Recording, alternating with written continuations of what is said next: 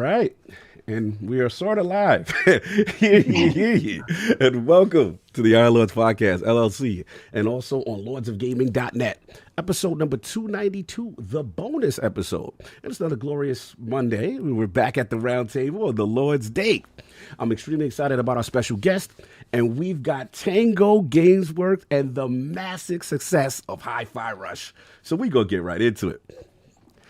I want to introduce a Lord whose dream project of rhythm-based action gameplay, synergized with an exceptional visual art style, has literally transformed Chai and 808 from wannabe rock stars to two of the coolest future mascots of Xbox.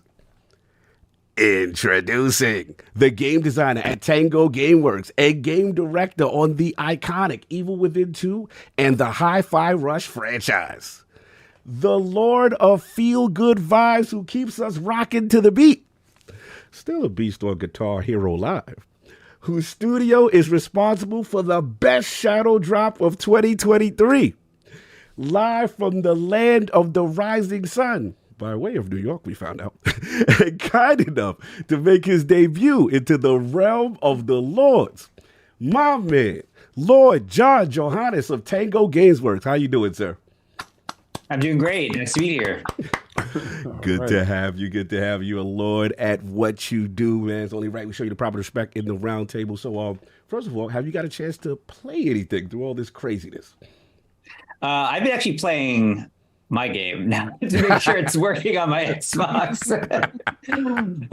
Yeah. Other than that, I've actually just been watching streams of people playing the game rather than me playing anything new myself. So since it's come out, I haven't played anything yet. No doubt, no doubt. Have you been soaking it in? Is it just you're still in the whirlwind of it all? Yeah, I'm chasing people, like trying to find every last secret, as well as like people who are getting stuck on stuff. I'm actually I'm like a game counselor, like reaching out on Twitter and trying to like be like, hey, you should try this. You should try this. No. Salute to you putting in that extra work, that due diligence, post development. Yeah. I do. Yeah. No doubt. And of course, we have the four horsemen of gaming here in the realm, the original lords of the realm, and the round table. Salute to Saul. He could not make it, but he sends his questions and his love. So we got my co-host, the co-most, my brother from another mother, the difficult game conqueror, lord of his own world, and the how of the young wolf, Lord Addict of the Addict Show. How we doing, sir? Doing pretty good. I didn't really play much of anything yesterday. I ended up binge watching all of the Lord of the Rings somehow. I don't know how that happened. I don't know why I started the first one, but I started the first one, and then before I know it, I was ending the third one. So, I definitely appreciate you guys coming on here. It's definitely an interview that I've been looking forward to. No doubt. And of course, returning, we have the Incredible Hulk of this, a.k.a. the Excess Gamer. Ooh. The prophet of Xbox. Swami. King of the statues. Who demands nothing less than that premium experience. It is the leader of the Fraud Alert movement. Ooh. Beloved Lord King. How we doing, sir? Hope you feeling better. I'm doing extra fantastic with an extra little bit of sleep. Nice. No, I did not pass away, people. No, I was not on my love. No, but I've been having a good time.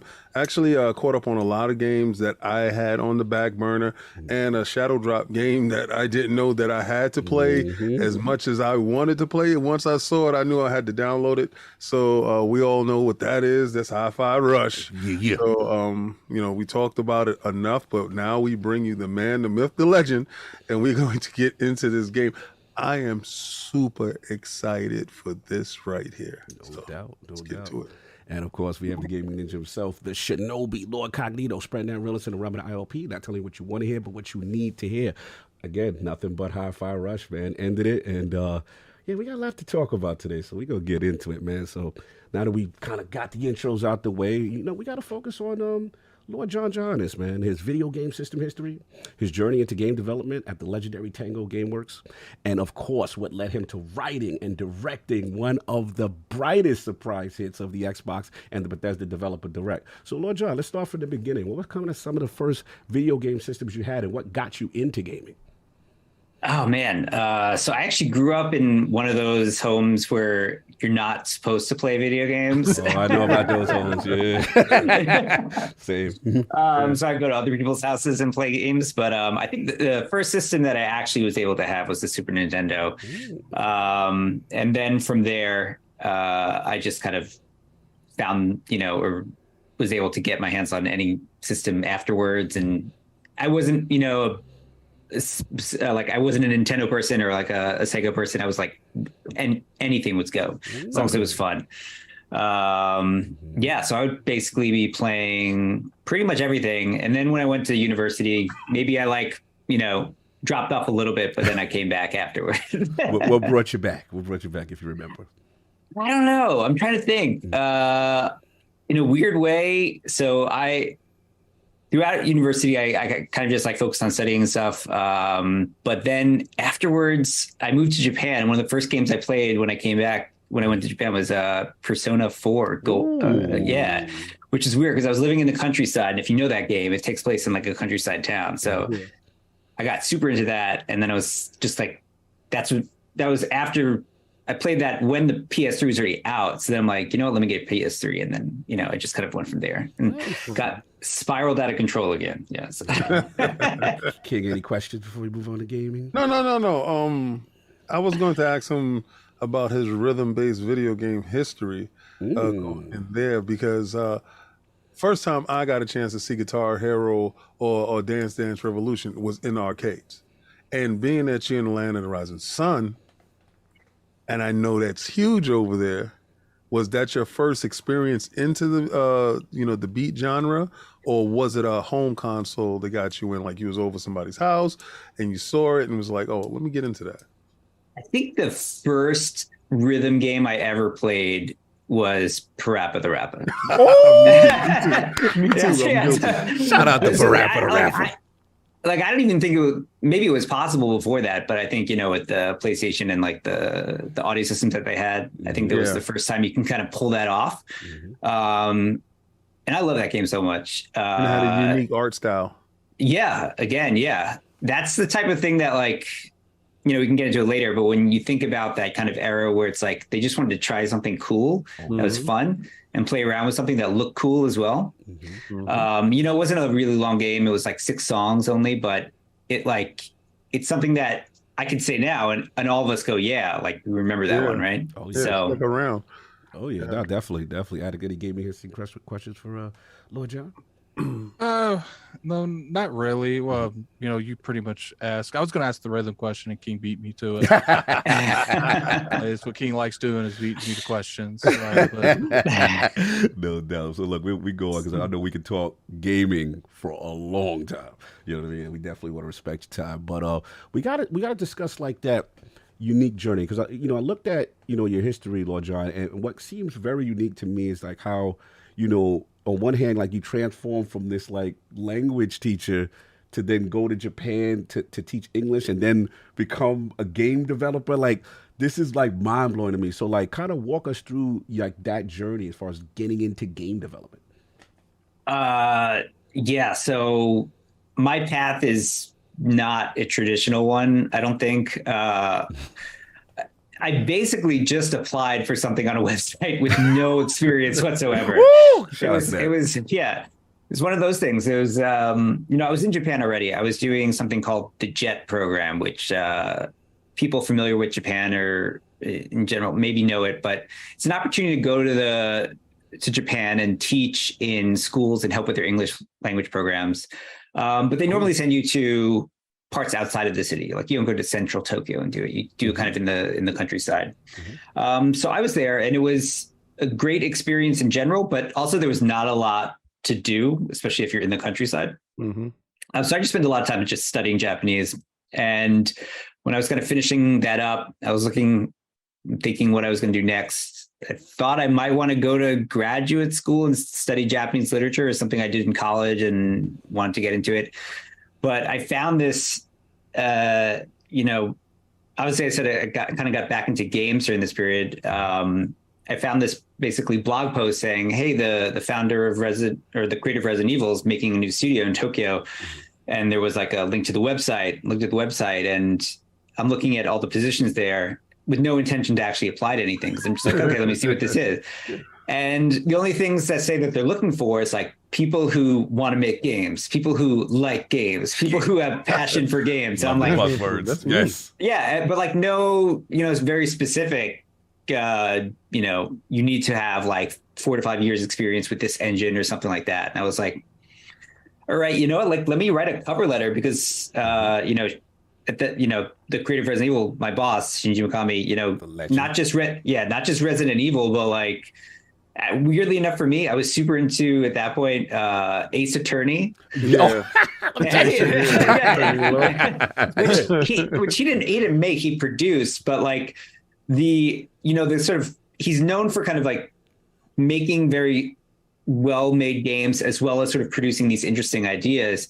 So I was like, you know what, let me give it a try. And I kind of just sent like my resume and a cover letter and be like, I have no game experience. I don't know what you're doing, but I want to help make something, especially for like a global audience as well. So it doesn't feel like, we're kind of getting to that era where Japanese games were like struggling on the PS3. Yeah. They're feeling very Japanese and maybe international markets weren't going for them. And I was like, I just want to be there maybe early on to help out and, provide insight and stuff like that. They called me in for an interview. We just talked about games and I was offered a spot on the team, which is at that point, 20 people max, it's a new studio and people were doing like multiple jobs. And I sort of just like wormed my way into the game development conversations. And so we were all sitting together, and then there became a point. It's like, well, do you want to be on the game design team? And I was like, yeah. And, and that's how it kind of just started. Wow. And then it was just basically learning as going. So I didn't have any training or anything like that. So wow, that's tremendous. Like, Attic, what do you think about this, man? Jumping on the team like that. How do you feel about that? Hearing that story from John? Yeah, I guess it's definitely not the norm. I don't know too many scenarios that's happened, but especially being in Japan, really going up to a studio like that. And you said you definitely was a gamer at that time, but at that time I assume you wasn't playing a whole lot at that time because you was doing your studies and stuff. So it's definitely, I would say, when it comes to applying that, what kind of anxiety did you have going into something you ain't never done before? Well, for the job interview or something, I wasn't anxious because I was like, I didn't really expect to get it. He shot his shot. You gotta respect the shot, bro. Yes. He goes in, he doesn't expect to get it. He's like, you got the job. You're like, who, me? Basically, I went in there with the thing of like, best scenario here is I get to say I worked in a game company for like 6 months. Nice. Before they Yup, throw that right on the resume. Throw that right on the resume. You good. We can build. Want to ask me what that was. Yeah. But then when I was in there, I would, I think like it was like pretty much every day I was like, oh, I don't know what I'm doing. So like, I'm going to get fired tomorrow. I'm probably going to get fired tomorrow. So it's like every day for the first, 6 months. But yeah, like it, in a weird way, when you get into the game industry, you realize that there's not really a science per se to how to make a game. A lot of it's like discussion and thinking of what's fun, what works. So when I kind of realized that, I realized, okay, it's okay to like make mistakes and try stuff and pitch stuff, and it's not going to go well, and never get too attached to certain things as well. But yeah, first couple of days definitely anxiety inducing. Then it kind of calmed down. If that makes sense. No, that's what's up, man. I love to hear it, man. That's a very inspiring story. Shoot your shot, and then obviously you're at Tango. You're working with the legendary Mikami, and so my understanding, you go from Evil. You start like kind of like Evil within DLCs, that kind of thing, and then to where we are now, which is kind of like this magic thing that's happened. So I want to start with like the pitch of HiFiRush, because be honest, it's a really departure from Tango kind of culture wise. You know what I'm saying? Like, you got this rhythm based game, you got all this, throwback feel, almost Dreamcast like Energy King. Like it's like I want to go through that pitch process first, and then like any other game inspirations, because again, I'm feeling feeling some Sega vibes. I'm feeling a little Xenogears. I'm getting a little Crash. I'm getting Futurama. I'm getting all this stuff in it. So like the pitch, the inspirations, like walk us through that. Yeah. So, I mean, the pitch goes to where the inspiration was, where for a long time, I just had this idea of like, you know, when you see a trailer or a movie or especially music videos, especially like in the late 90s and stuff like that, when they had like the budget to do it, they would coordinate everything to the music and it would just feel really good and really tight, you know? And I never felt like we got that experience yet with like an action game. And in my mind, it was just like, man, it would be cool if we can make a game where everything syncs to a music track. But this was like way back, probably I would almost say like 10 years before I even pitched it internally, because the idea is cool, but I was like, how can you actually pull it off? And after we finished The Evil Within 2, we knew that the next game that we were going into production was Ghostwire Tokyo. Yes. Right. And so we had these kind of like dark games. Another one that's coming up that may not be a horror game per se, but it was kind of still in that sort of dark, moody atmosphere. And at that point, I kind of had, I would always come back to this idea, and I said, okay, this is like a 180 from whatever we're doing, but when we know what's coming up, if we're going to work on something now, if we're going to try to do a turn like this or do something interesting now, it's like now's the chance to do it. So if the same thing, if it's like shoot your shot, it's like I'll do it now and try to pitch it. So I pitched it basically how it is in the game. It's very bizarre for like a pitch to like work out its way into the final product, but yeah, because game development, like it doesn't work. You just redo it a bunch of times, but yeah, it was just like, okay, this is a game where it's a rhythm action game where every hit and every punch like hits to the music, and it just feels like you're part of a music video. And the basic plot was there. It's like you're someone who's gets this like robotic arm replacement, like a music player falls in their chest. You team up with a bunch of allies and take down the boss of this tech company, like one boss at a time. That was all in there. And the same thing with the colorful style. Oh, yeah. Like, I'm like, I've used things from the PS2 era and the Dreamcast era and said, you know, remember when the times where games were just like colorful and fun looking? It's like, this is a game that doesn't take itself seriously. It's going to be over the top. You're going to look at it and you're going to say it's fun, has these like over the top characters. And again, this is all in the pitch. And when I was explaining it, the first thing I did when I put that on the table was like, this is probably not going to get past this table because this is the most un-Bethesda thing you can ever imagine us doing. But I just kept going into it. I kind of almost like physically explained it too. I was like, you know how like every punch and I was like physically doing it. And then by the end, it was clear that there was like a very strong passion behind this idea that my boss kind of saw as like, this seems like a very tricky thing to pull off, but obviously you have like a good concept you have in your mind. So let's see where this can go. That question, I got a question. Since you said your mind, right? When you closed your eyes, did the game look in your head like how it looks now? Ooh, good question. The visual identity wasn't there, but I knew it was going to have this like blue skies, like colorful look, like it had to. Like there was no way I could pull off like a rhythm fighting game with music player in the chest with like realistic characters. Like that. Definitely not. Yeah, let's go for the high graphical, realistic fidelity on that. But you wanted to be departed away from that anyway. You wanted to carve out your own like identity. And because this game is so, like you said, like such a departure from what they've been doing, and your pitch sound probably so super refreshing, because I'm pretty sure when they hired you, they saw some type of passion, right? And it just all accumulated to this one point in this pitch meeting. The reason why you're there. Right, because you said, hey, 6 months, I'm out of here. But no, we get past the 6 month part, and you're here with this pitch. And because a lot of times when we draw, I used to draw as a child, and I give it to my friend, say he can bring it to life, and it looked like how I wanted it to look. But I wanted to know, did the artist really capture the character? Because you got like a Peter Parker type of character. You said Queens, and he feels really Queenish. Like it's like he has this Queen swag. So when you said you're from Queens, I'm like, oh my God, you got Peter Parker. I see what you're doing. I see what you're doing.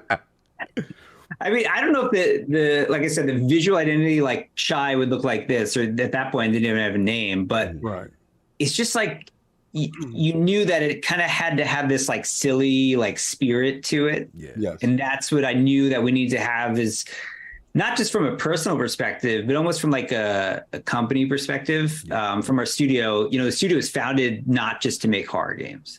And Mikami's always been vocal about that. Like, it's about breeding new ideas, and if it's interesting, if it's worth making, we should make it. So this kind of maybe was also like a chance for people in the studio to get to like stretch their legs and try something new as well, and not get like pigeonholed into this same like loop over and over again.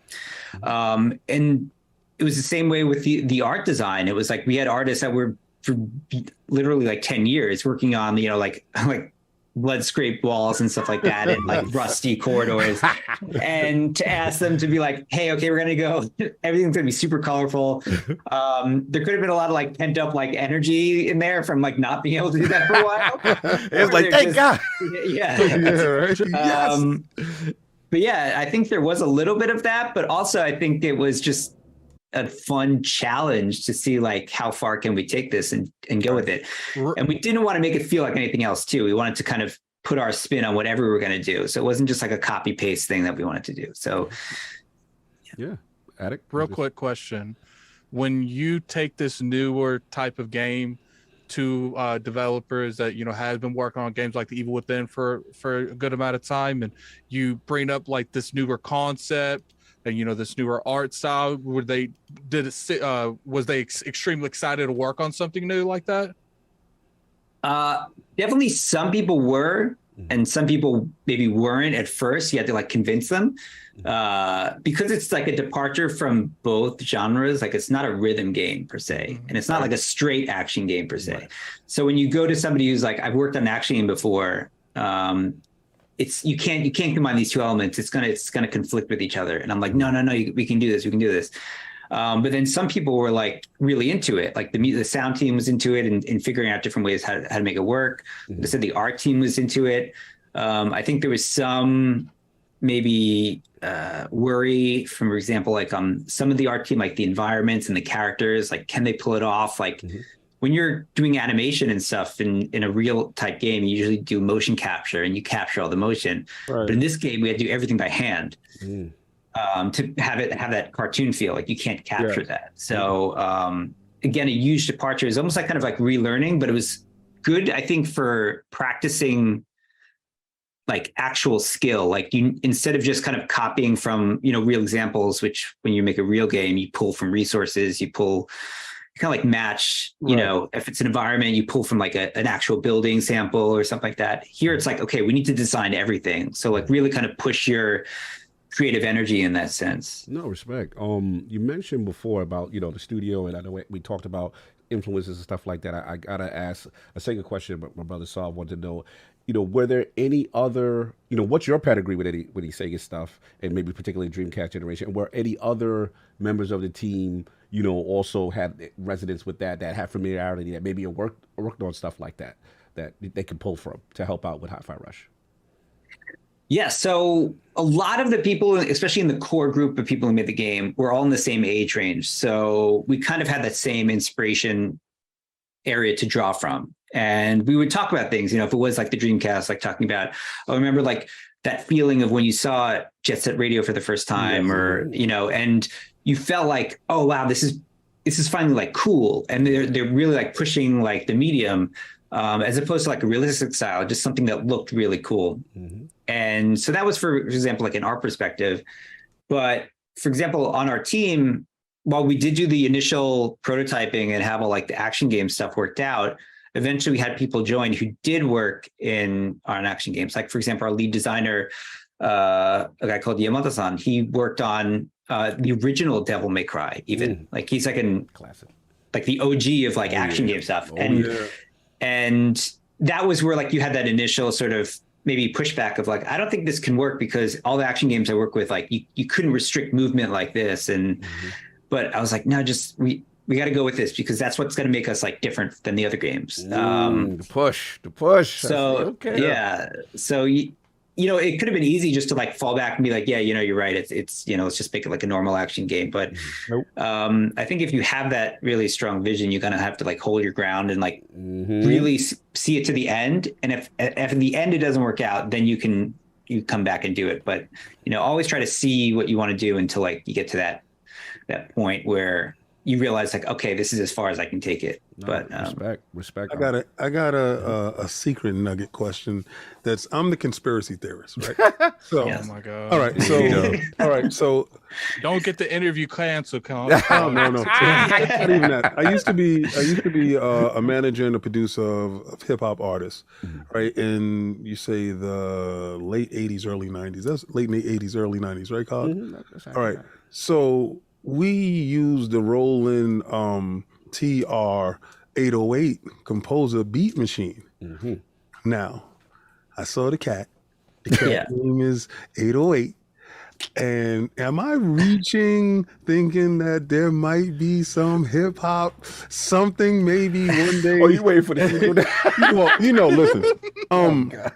No, because when I saw it, I was like, I said, yes, man, we used to use the 808 drums. Oh my God.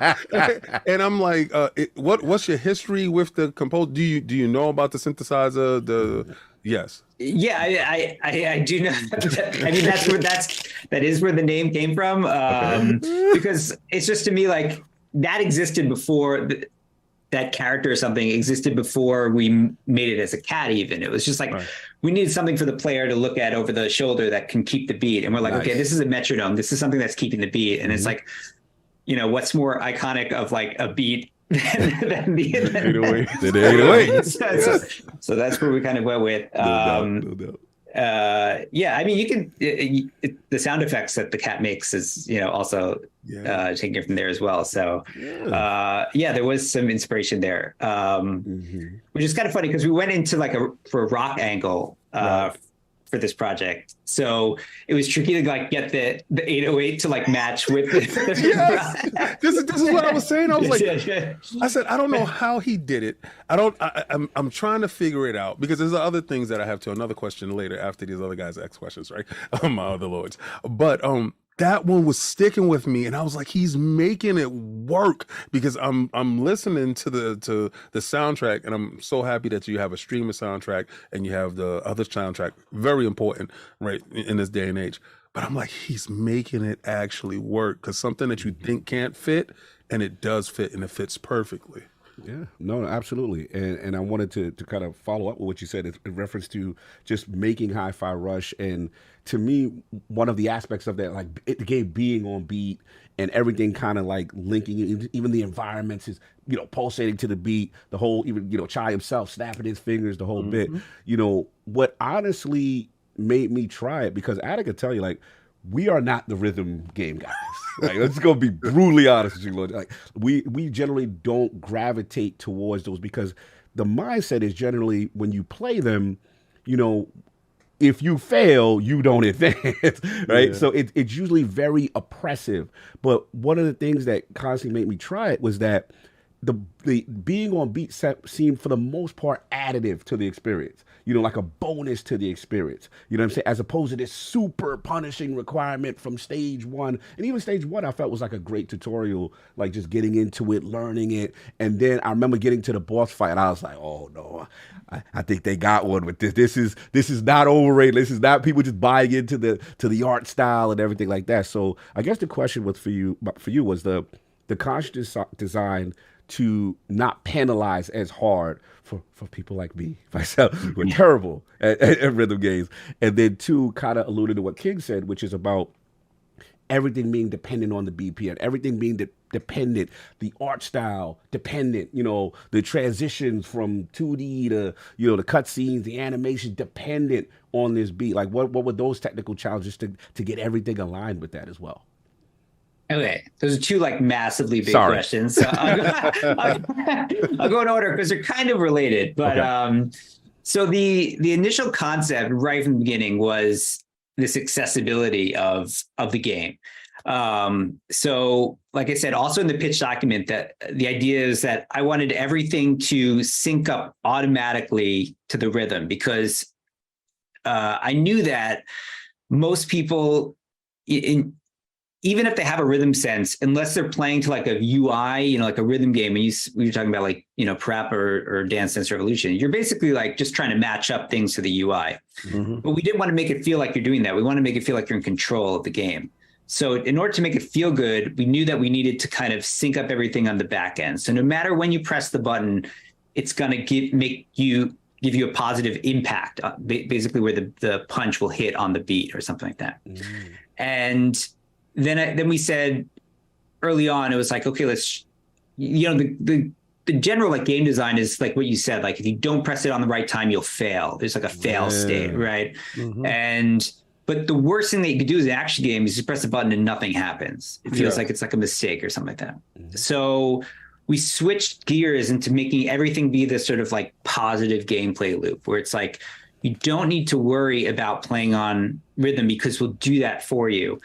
And anytime you need to, or we want you to play on rhythm, we'll give you some visual aid to do that. Mm. But we want to give you basically bonuses for doing that. So we're encouraging you to do that. So even if you mess up on like the first input on like a combo or something, if every hit lands on the beat, all you need to do is just when the next hit hits the enemy, just press the button again. Mm. So we're giving you like lots of ways to sort of, even if you mess up somewhere, to kind of jump back on it and grab on again. Mm-hmm. And that was like our whole philosophy throughout the game. And so we tried to be as lean as possible because we knew that, like you even said, like maybe if rhythm games aren't your thing, if it looked like a rhythm game to you, you might have immediately kind of like turned away. Yeah. But it looks more like an action game. We don't have those UI on the screen and things like that. Yes. So that was really important. But then this kind of goes to your next question is when everything's moving to the beat, is like, how can we make the player feel, even if they're not using UI, that they're kind of subconsciously in this zone where they can feel where the beat is, because that's when we want them to press the button. So we kind of went all out because we realized through testing that some people just, their eyes go to different places, they feel different things. Mm-hmm. Like that's why we have the UI bouncing to the beat. We have things in the environment bouncing the beat. We do have assists, and we have the 808 over your shoulder to help you. And we realized that some people thought 808 was super helpful. Some people didn't even notice it at all, but some people were looking at the UI. Yeah. Some people saw the environment as the thing that helped them. So we knew like it had to basically be, we had to make everything go with the beat. And that I think is what makes the package too, by making it feel like it's not just this small aspect of the game. It's like the whole package of this world that you're playing in is this, you're in this zone essentially. Like, I don't know if any of you play music, but if you if you do, or you are like super into it, when you're like really into the music, you almost get into this sort of like trance type state where you're like really feeling the beat. And that's what we're kind of hoping for people who really jump in and, use all the mechanics and see what all the enemies are doing and how the world is moving, that you get into that sort of trance-like zone where it just feels like you're, like I said, like you're playing a part in like a music video that's being like almost edited around you. Oh no, I absolutely. I'll tell you what I felt that way. Well, during the was it the Roquefort boss fight? Roquefort, yeah. Yeah. Oh, that fight, literally, I'm zoning. I'm parrying. I'm the beats hitting. The Wolfgang thing is hitting. And first of all, the character design, the boss fight is absolutely. Somebody like Scrooge McDuck in that building. One of y'all like Scrooge McDuck, because I know what y'all did with that part with the goal. I said, "Oh, this fight is for me," and I'm just and the beats hitting, and I'm it's a zone, and I can't explain playing music.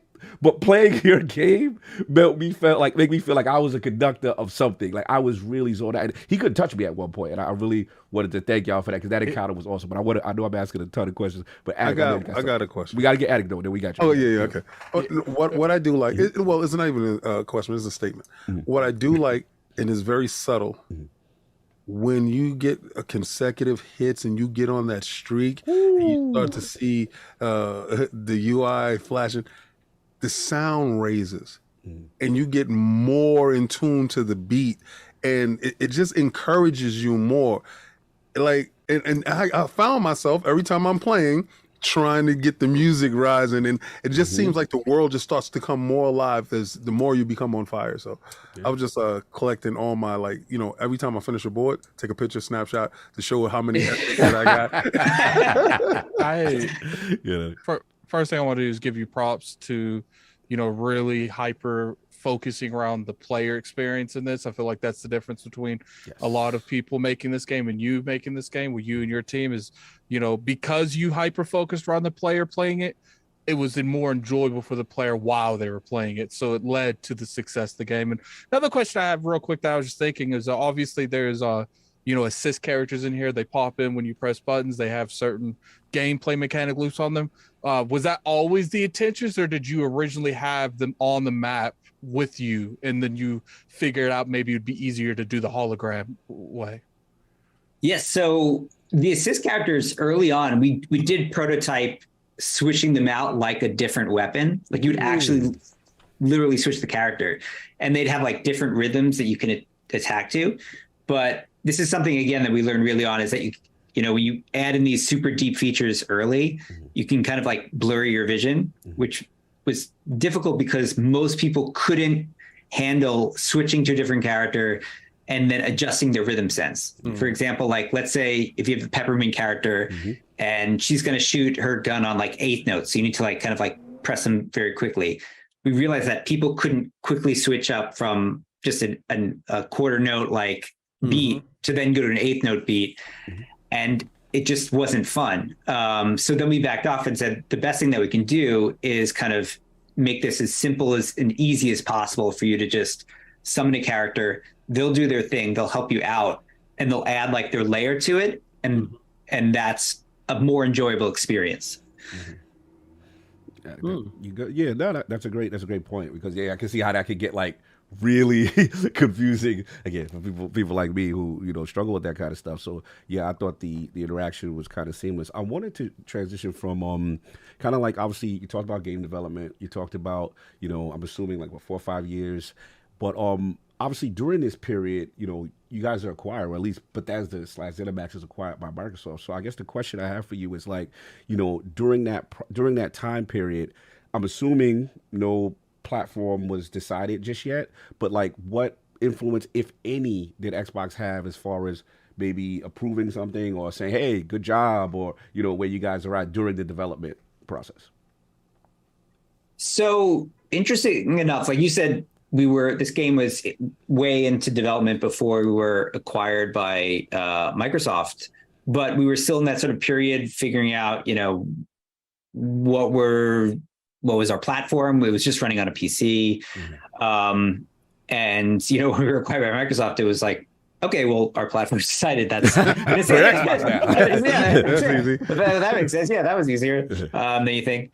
But in a weird way, you know, I think the process, and I'm not involved with like the higher up discussion, but, you know, Xbox has been pretty vocal about how they've been relatively hands off in the game development process and really leaving it up to the studios. So for us at our studio, we were basically business as always with how we worked with our team in Bethesda. We were just going back and forth with them. And the weird thing about how we also decided to release this game, you know, in sort of like a shadow drop, as everyone's calling it. You know, I'm sure that there are probably people at Microsoft who didn't even know that the game existed before that point. So I don't know, because we kind of kept it internal for a long time, and maybe part of it was because of the secrecy of it. But like I said, the experience with the Microsoft, you know, they didn't come in, demand anything or request anything. We just wanted to make it run as good as we can on their platforms and support their ecosystem, you know, with like Game Pass and things like that. You had a question follow up? Real question. You know, obviously this was shadow dropped. You know, that's not really a practice that's done a lot in this industry. But what I want to ask you is like, what were some of the precautions you guys took to make sure that this didn't get out of the studio and like people found out and leaked it? Oh, yeah, you know how that go. Yeah. Yeah. Honestly, maybe until the last like couple months before launch, like we didn't do anything special. I mean, anyone who works on the game, like I said, I think I tweeted this out, but everyone was like super professional about it. Normally you get people that go out and they immediately talk about what project they're working on. I think, everyone was very respectful and just didn't talk about the game. We never came down hard. It was like, you cannot speak about this game to anyone. They just knew it wasn't announced, so we're not going to talk about it yet. And then as we got closer to release, or the point we were going to drop it, I think we took a little bit more precaution, especially when making assets, who we're giving them to, and we wanted to keep that secret because that was like the cool key point about our release. And that's where I think we kind of looked at, okay, let's make sure we're getting the right people in this meeting or something like that. But before that, I was surprised that, there were a lot of people working on this game. You can look at the credits. And a lot of people, again, very respectful on the job that they're doing. So they just helped out and didn't say anything. No, I got a question. Okay, no, please, hold on. Please. This is a good one. Mm-hmm. I noticed while playing the game, the in-game graphics or animations are running probably at 60 frames per second, right? And then when you go to the it's not full motion, but when you go to you can't control the cutscene, it cuts into like the Spider-Man into the Spideyverse type of animation. And I know that was like thought of on purpose. So was it a manga style, anime style, or current cartoon style that you were going for, as making everyone understand that this is a cartoon world and leaning heavily into the cartoon genre? That was definitely part of it. Yeah. Early on, we knew that we're going to try to emulate this sort of 2D animation style within a 3D world. And we tried, it's called animating on twos. It's like every other frame is animated. Yeah.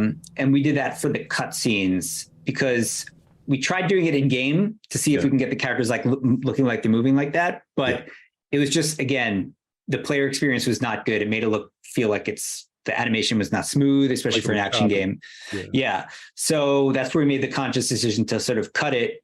When you go into what we call cutscene or something like that, we would drop the frame rate of the animation. But again, that all needs to be calculated, so it needed to happen. There needs to be like a transition so you wouldn't be too jarring to see that. So there's like a wipe or something like that, or the camera would pan quick and then it would drop the frame rate and things like that. Yeah. So everything had to be weirdly more calculated than we ever needed to do. It's a nightmare on paper, but yeah. Oh, there's a lot of time and energy to that. You can see, the way you guys have things aligned. I wanted to go back as far as like, the influence in, like, the game does not take itself seriously. That's what I love about it. Like, it doesn't take itself seriously. And then you've got a lot of references, like, as you guys start to dive in, because one thing you learn about Chai, like, he's just ridiculous. Like, and then I like the characters would kind of pull him in and get him in place and say, hey, no, you're an idiot. You really don't have a plan. What are you doing? Kind of a thing. So I guess my question is, like, as you're diving into the over-the-topness, like, was there any fear, Lord John, of like, hey, wait, maybe we pushing it too far? Like, we're really going over the top ridiculous with this. There wasn't really any fear, because that was, again, one of the key points was like, the setting is ridiculous and does not take itself seriously. So we actually wanted to push for like, how far can we push it till it gets ridiculous? And the only kind of rule that we had was like, nothing can be really too mean-spirited, Right. Just, again, it's a game about having a good time. It's a game about having fun. Mm-hmm. Chai is like this kind of like lovable goofball in a sense, but he's never really like super mean, or if he is, he's called out on it or something like that. So that's where we always kind of try to find like a nice balance. But in terms of the things that happened, like if you're talking about, you fight like a giant werewolf in like a money pit, or you're getting like shot out of a cannon and like into like a cafeteria and stuff like that. We wanted these like, again, we're just thinking of these like situations where it's like, you couldn't do this in any other game that isn't this and get away with it. And yeah, but in a way, like I said, we work in a horror game, so it's very sort of grounded in a way. And so it took a while to get out of our shell of that. Once we did, I think we got a good balance there. Yeah, you guys nailed it. It's absolutely hilarious. That cafeteria scene is absolutely hilarious. Yeah. So you know what you mean there. Oh, I want to go back to what Attic said and get really focused on that magic moment, because I think, for us, watching the developer direct, it's January 25th. We're all looking at this stream, the Lords are watching, and it's a great stream, no doubt. But then, you guys come up on the screen and we're like, what is this, right? This looks amazing. This looks cool. So I want the temperature of the studio at that time, like the decision for the shadow drop. Like, it's a big deal. It's a big deal. And I felt like, I wanted to know, like, why that approach as opposed to the traditional, maybe we show it earlier, give them a trailer or something like that. Like, what ultimately, I don't know if you had to play it in that decision or the higher ups did, but like, what ultimately led to, no, let's do it here. This is the right time. So we actually did plan on having like a sort of tease for what the game was, but like way in advance, like at the worst possible timing, like when, like the beginning of right when the coronavirus. Pandemic time. Yeah. So we were planning to do something around there, but then that, even like E3 was canceled that year, and we're okay, let's back off that for now. Right. Let's just sit on it and see what happens, Wow. And then as we get closer to release, we knew that we had something special. We knew that anyone internally who played it, one of the things they said, or if someone saw someone playing and looked over the shoulder, they're like, "Hey, I want to play that like now. Like I don't want to wait. I want to play that right now. That looks really fun." And then we knew that because it was such a departure from our studio, that maybe the first jump might be like, "Hey, they're a horror studio making something not horror. Can they really pull it off?" There may be a little bit trepidation there. And, but we knew internally we had something that was very solid and we're very confident in it. And so we kind of wanted this short marketing campaign at first, thinking, show it off, being like, and you could play it soon, like in a month or 2 months or something like that, like very short. And then we knew that our release date was about around that January period. Is what we're kind of aiming for. We're getting close to that, and we're realizing there's not like a good sort of like event or something that we can kind of like stand out and really, showcase it without getting overpowered by something else. As well as in the holiday season, games are coming out, people are playing that, they're not paying attention to something might come out the next year. So then this idea they were planning this Xbox Developers Direct. Yes. And we said, okay, well, we're launching about that same period.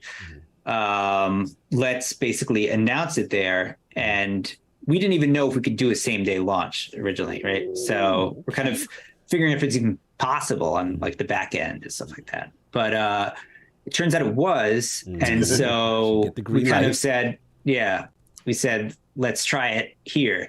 And I'll give credit where it's due. It's like that was a marketing and PR idea that they're like, we can use this event to basically get everyone looking at this title for the first time and get them to play right away. Obviously, from a developer perspective, you're nervous because it is so different than a normal release cycle. So even though you're super confident about the game and you're proud that it's kind of finally be out there and people are going to be able to play it, you don't know what's going to happen. So you are super nervous. So, we're in our studio freaking out. They're like, it's going to be okay. It's going to be cool. People are going to see this. They're going to get excited about it.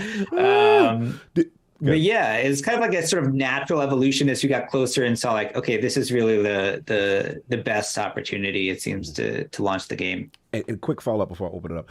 Like, so I understand exactly what you mean. That there's still got to be a little trepidation. Do you feel like the fact that HiFiRush launched in Game Pass impacted the trajectory of the release in any way, as opposed to, let's just say, hey, it's standard, it's available, but go pay $30 for it. I mean, you obviously can do that on PC, stuff like that. But do you feel that the Game Pass factor maybe instilled some confidence from the marketing standpoint? I think that was absolutely part of it. So that was a big thing, that if we're launching to Xbox users, and they can, most of them, I assume, are Game Pass subscribers, or theoretical Game Pass subscribers. The fact that we can put this game out there and say you can play it now, and if you have Game Pass, it's basically a demo that you can try. You can get over that hurdle of like, hey, I don't play rhythm games, this isn't for me. But you give it that first hour or so, and you're like, wait, no, I can play this. This is for me. This is fun, and the quality is there. Yeah. So that was, I think, essential to maybe the success that it had, was because we got a lot of people who probably wouldn't have tried it out if they had to immediately pay for it. But we did get those people to jump in, try it, basically be ambassadors for it, and talk about it with other people as well, and share the love in that sense. But yeah, I think, Game Pass was definitely essential for how that strategy worked and paid off. Wow. Impressive. I agree. King, any thoughts on well, that? You already know I bleed. I knew this was coming. So and what I say over the green side, we watch shows differently, and what we always ask for, what Attic always asks for, is that that moment where Microsoft shows that theatrics, shows the flair. Yes, cock. All right. Yeah, you too, cock. Your cock X was it. Yes. And all right, so we're watching the show, and Tango Games comes up, and we're like, what the hell? We didn't know. All we knew was it's supposed to be Forza, Minecraft, and Redfall. Yeah. So what the hell is going on? And then y'all come out. Then we see this game. And we don't watch with our wallets because, we pay for Game Pass. And then the game drops, and they say right now, I really wanted to get off air so bad. Yeah, we didn't want to continue the stream. I'm sitting there not looking. We're looking at like, okay, can I download it? How do you spell it? Is it high with the hyphen? Yeah, it's on our live reaction. You can hear him saying that. Yeah, I'm like, I can't find it. I want to download this now. Or is it on the regular Xbox? Literally, John, ignoring our live audience, and we're trying to get downloading it. So you got then I purchased the game. I was gonna say, you got people in the chat able to download it, and Gog's like, "Well, how'd you do it?" I can find it. But anyway, continue. Okay, so we know that you can get it in Game Pass, and like you said, for some people that want to try it out to get over that initial hurdle of, do I play rhythm games, or their studio that makes horror games, to see the sales of the game after the initial.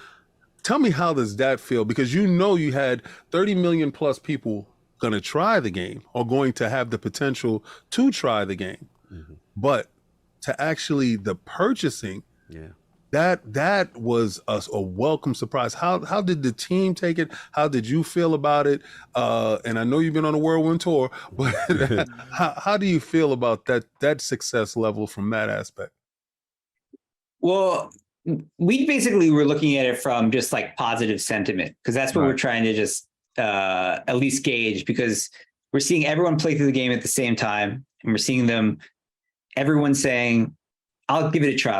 And it's like, no, this is legit. This game's legit. And then they just keep playing, and no one knows how big the game is, how what it leads to, and everything like that. They see like a low price point, and they think it's like probably like a very short experience or something like that. For those of you who played through it, you probably know that there's a lot of content in this game. Yeah, there's a lot of content.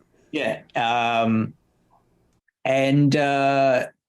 And I, like I said, we're just looking at more of the sentiment than anything. So everything that we saw that were coming out from people playing it were like the same things that you said, the same things that our goals were about, like the positive vibes, the positive, like the gameplay loop, the people like not in the genre, but are able to enjoy it, as well as like that throwback feel.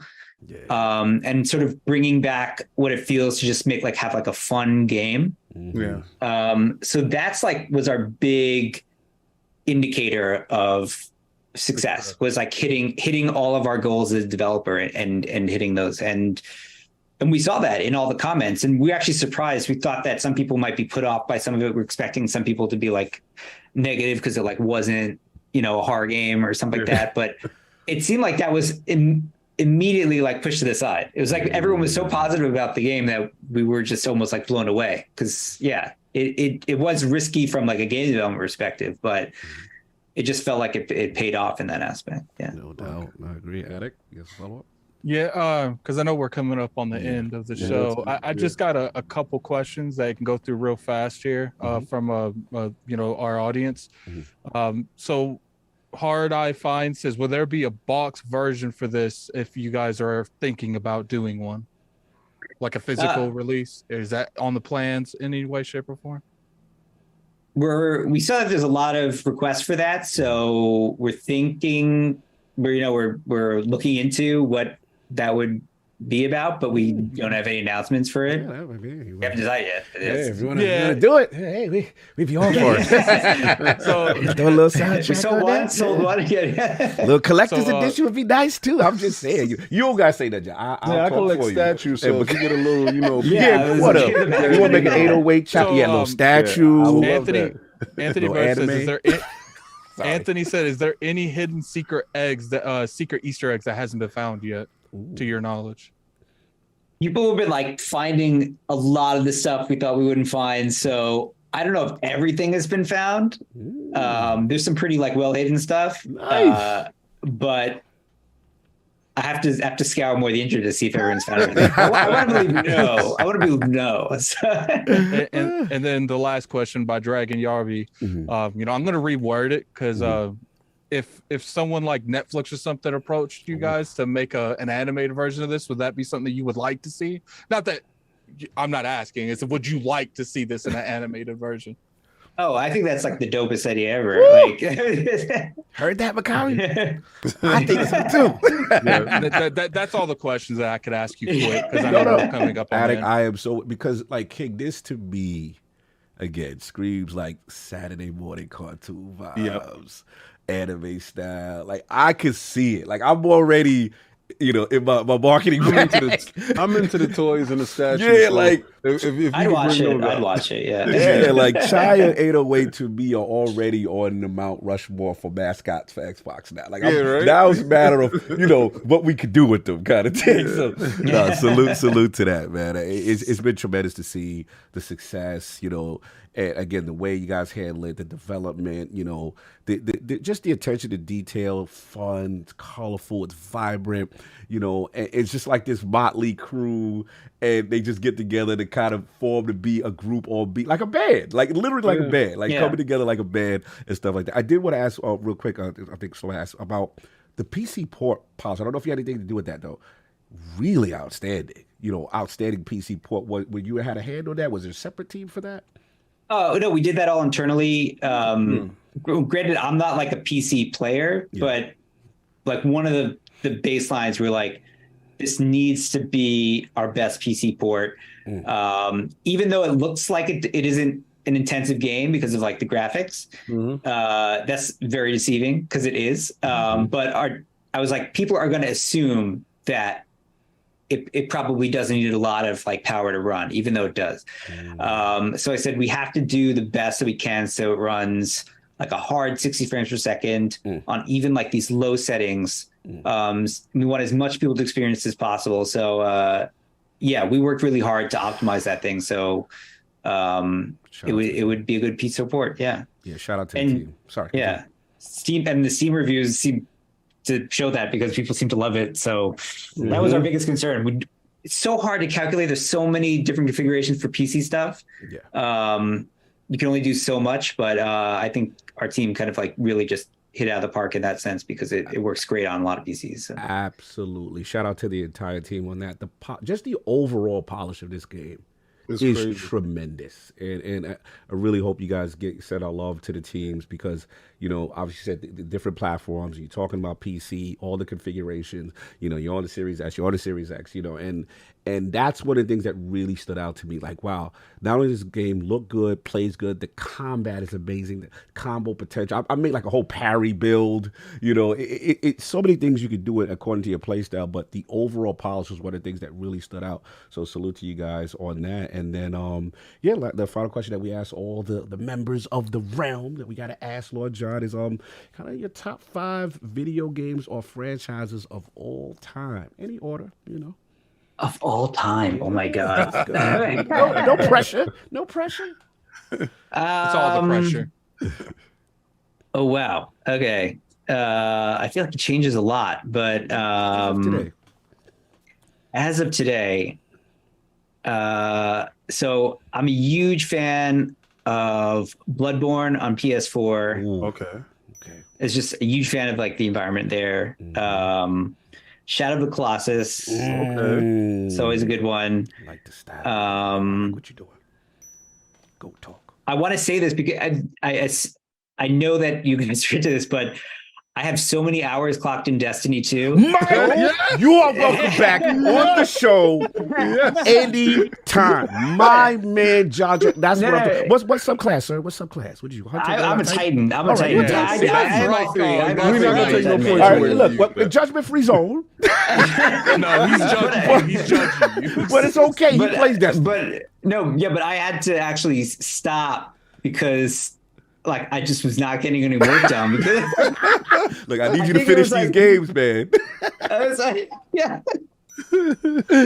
Oh my God, yeah. But I just the Destiny, by the amount of time played, I think Destiny's got to be up there. Yeah, That's three. That's 3. 2 more. All right. Oh my God. Past, present, or anything that franchise that are important to you.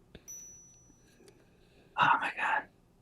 It could be like old I Super should've looked this Nintendo up, yeah. games. All right. Yeah.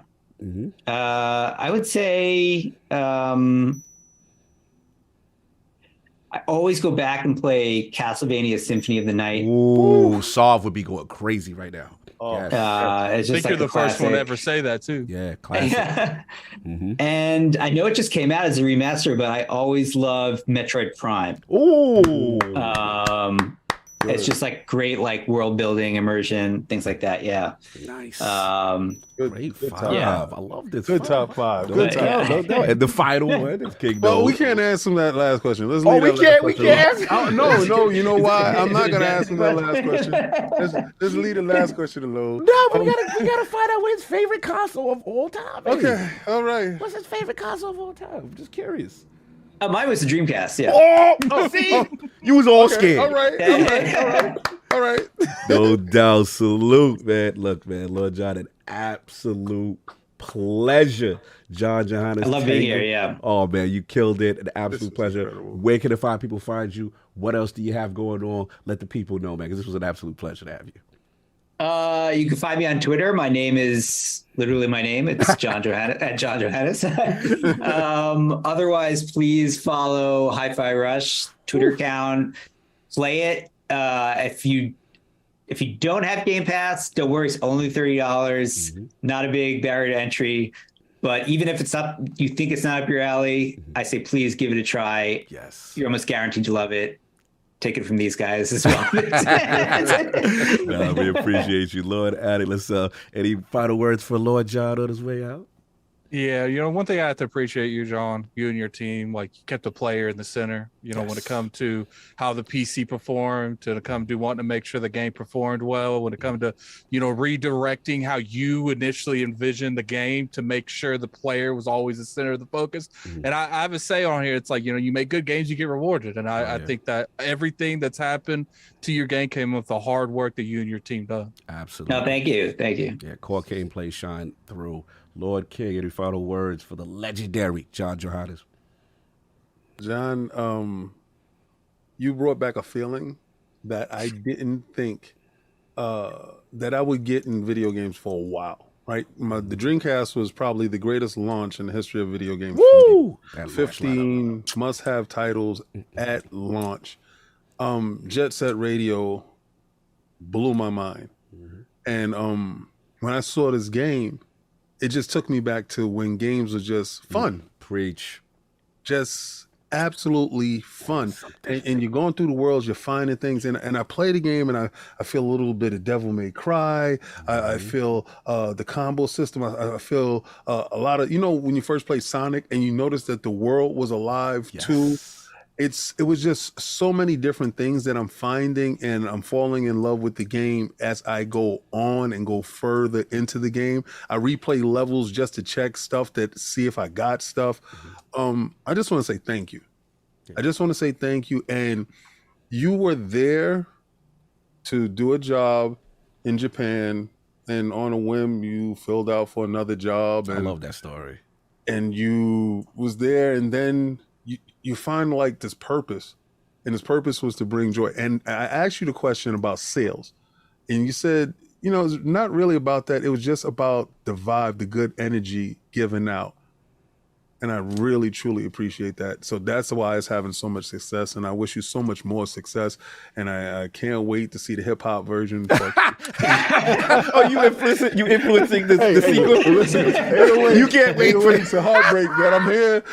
Shoot your shot now. Okay, I see what you're doing. No, but I do appreciate everything that you guys have done. And I look forward to future endeavors. It was a fantastic interview. And thank you so much for sharing your time. No, thank you. That was everything you just said was exactly what we wanted to hear when we were making the game. So thank you so much. Yeah. No doubt. An absolute pleasure. The legendary John Johanas, HiFiRush, one of the hottest, literally secret drops in 2023. Oh, man. What more can we say? Look forward to hearing from you and the team. Looking forward to see what you guys got cooking. And again, thank you so much for your time. The legend and Tango and Bethesda in the building. Salute. Thank you so much, brother. Have a good one. Thank you. Peace.